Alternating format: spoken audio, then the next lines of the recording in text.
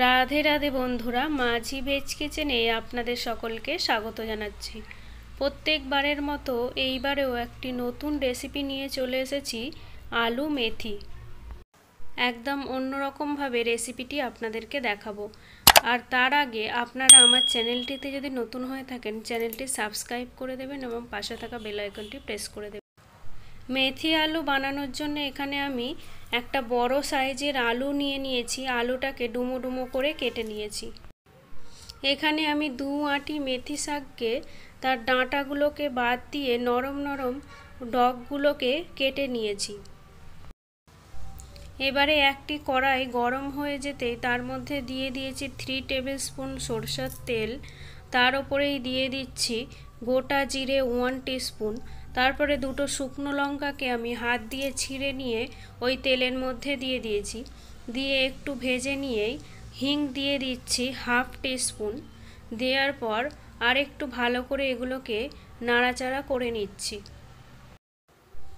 এরপরেই এর মধ্যে দিয়ে দিলাম কেটে রাখা আলুগুলো দিয়ে এটিকে হালকা হালকা করে আমি ভাজতে থাকবো।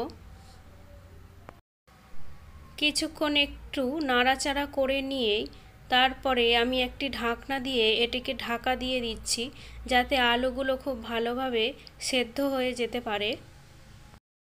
এখন ঢাকনাটা খুলে দিয়ে আর একটু ভালো করে নাড়াচাড়া করে নিচ্ছি।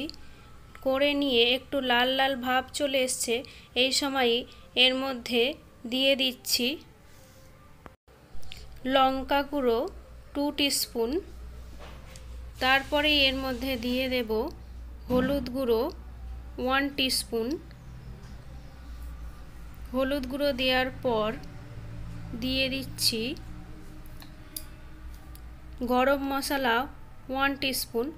দিয়ে এটিকে একটু ভালো করে নাড়াচাড়া করছি। মেথি শাকটা আমি একটু ঝাল ঝাল মতো করে করব বলে লঙ্কা গুঁড়োর পরিমাণটা আমি বেশি দিয়েছি। আপনারা চাইলে এর পরিমাণটা একটু কমিয়ে দিতে পারেন। আর মেথি শাকের মধ্যে তেঁতো ভাব থাকে বলে ঝালটা দিলে তেঁতোর ভাবটা অনেকটা কমে যায়। আলুটাকে একটু নেড়ে চেড়ে নিয়েই ওর মধ্যে মেথি শাকগুলোকে দিয়ে দিচ্ছি। মেথি শাকগুলোকে আমি কিন্তু কুচো কুচো করে কেটে নিইনি। মেথি শাকগুলোকে আমি 2 টুকরো করে কেটেছি, কেটে দিয়ে দিচ্ছি যাতে একটু গোটা গোটা মতো থাকে। কেননা মেথি শাক খুব নরম, একেবারে গলে যাবে, তাই জন্যে একটু গোটা গোটা রাখার জন্যে 2 টুকরো করে কেটেছি। এইবারে মেথি শাকগুলোকে আমি একটু আলুর সাথে হালকা হালকা করে নেড়ে চেড়ে নিচ্ছি। নিয়ে ততক্ষণ পর্যন্ত নাড়তে থাকবো যতক্ষণ না মেথি শাকগুলো একটু পরিমাণটা অল্প হয়ে আসছে। 2-3 মিনিট মতো এটিকে এইভাবে আমি ভাজতে থাকবো। ভেজে ভেজে এই দেখুন একেবারে কমে এসেছে। এইবারে আমি একটি ঢাকনা দিয়ে এটিকে 2 মিনিটের মতো ঢাকা দিয়ে রাখবো। এবার ঢাকনাটা খুলে নেব। এই দেখুন একদম মেথি শাক কমে এসেছে।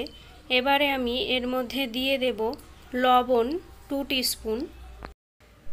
লবণটা দিয়ে দেওয়ার পর যেহেতু শাকের মধ্যে একদম চিনি না দিলেই হয় না, তাই জন্যে 1 চিমটি চিনি দিয়ে দিয়েছি।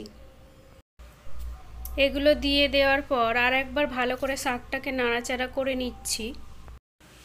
আপনারা সব সময় যখন শাক করবেন, যে কোনো শাকই হোক, শাকটা যখন ভেজে ভেজে একদম অল্প হয়ে আসবে সেই সময় লবণটা দেবেন, নয়তো লবণের পরিমাণ প্রথমেই দিলে বেশি হয়ে যেতে পারে। এখন এর মধ্যে আমি খুব অল্প পরিমাণে জল দিয়ে দিয়েছি। সামান্য জল দিয়ে এটিকে আরেকটু ভালো করে নাড়াচাড়া করে নিচ্ছি। নাড়াচাড়া করে নেওয়ার পর এটিকে আমি ঢাকা দিয়ে রেখে দেব লো টু মিডিয়াম ফ্লেমে অন্তত 5 মিনিটের মতো। এবারে এর ঢাকনাটা খুলে দিয়ে আমি এর মধ্যে দিয়ে দিচ্ছি বাদাম। আমি হামালদিস্তাতে একটু ভেঙে নিয়েছিলাম, 2 টিস্পুন দিয়ে দিয়েছি। এটা দিয়ে দেওয়ার পর এখন এটিকে নাড়াচাড়া করে নিয়ে সবগুলো শাকের সাথে খুব ভালো করে মিশিয়ে নিচ্ছি। নেওয়ার পর যখন জলটা একটু শুকনো শুকনো হয়ে আসবে, তারপরে আমি এটিকে নামিয়ে নেব। মেথির জলগুলো অনেকটা শুকিয়ে এসেছে। এখন এটিকে আর একটু ভালো করে কিছুক্ষণ নাড়াচাড়া করে এইভাবেই ভাজতে থাকবো। এই দেখুন মেথি শাকের জল একেবারে শুকিয়ে আমাদের মেথি আলু রান্না একেবারে রেডি হয়ে গেছে। এই শীতকালের দিনে মেথি শাক আলু দিয়ে একবার এইভাবে বাড়িতে রান্না করে দেখবেন, এটি রুটি, পরোটা ও রাইস সবের সাথে একেবারে জমে যাবে। আমি আপনাদেরকে এটি একবার সার্ভ করে দেখাচ্ছি। আজকের ভিডিওটা এই পর্যন্তই। মেথি আলুর রেসিপিটা আপনাদের কেমন লাগলো কমেন্ট করে জানাবেন। আর যদি ভিডিওটি ভালো লেগে থাকে তাহলে একটা লাইক করবেন আর বেশি বেশি করে বন্ধুদের সাথে শেয়ার করবেন। ফিরে আসছি আবার অন্য কোনো নতুন রেসিপি নিয়ে। ততক্ষণ আপনারা সবাই ভালো থাকবেন, সুস্থ থাকবেন। ধন্যবাদ।